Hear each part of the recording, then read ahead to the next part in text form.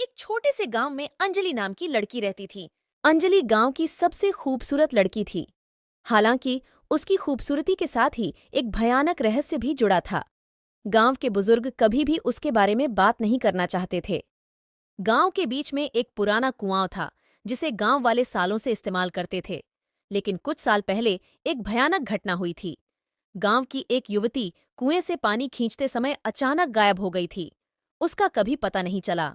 इस घटना के बाद गांव वालों ने कुएं को श्रापित मान लिया। उन्होंने एक नया कुआं खुदवाया और पुराने कुएं को छोड़ दिया। हालांकि अंजलि ही इकलौती ऐसी लड़की थी जो अक्सर पुराने कुएं के पास जाती थी। फिर उसने भी एक समय बाद कुएं के पास जाना बंद कर दिया। एक रात अंजलि सपने में एक खूबसूरत महिला को देखती है। महिला उसे पुराने कुएं पर जाने के लिए कहती है। अंजलि अगले दिन सपने को नजरअंदाज कर देती है, लेकिन रात को फिर वही सपना आता है। तीसरी रात भी यही होता है। अंत में अंजलि अपनी जिज्ञासा को रोक नहीं पाती है। वह पुराने कुएं के पास जाती है। कुआं सूखा हुआ था, उसकी तली पर सिर्फ धूल और पत्थर थे। अचानक जमीन के नीचे से एक ठंडी हवा का झोंका आया और अंजलि बेहोश हो गई। जब अंजलि होश में आई तो उसने खुद को कुएं के अंदर पाया। वह दीवारों पर लकीरों से बने भयानक तस्वीरें देखकर सहम गई।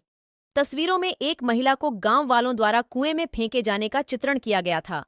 अंजलि को एहसास हुआ कि वह उसी महिला की आत्मा के जाल में फंसी हुई है।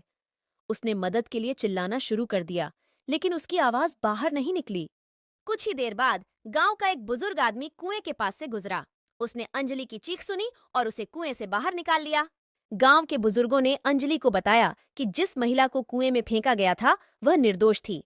गांव वालों ने उस पर झूठा इल्जाम लगाया था। अब उसकी आत्मा कुएं में फंसी हुई थी। अंजलि ने गांव वालों को सारी सच्चाई बताई।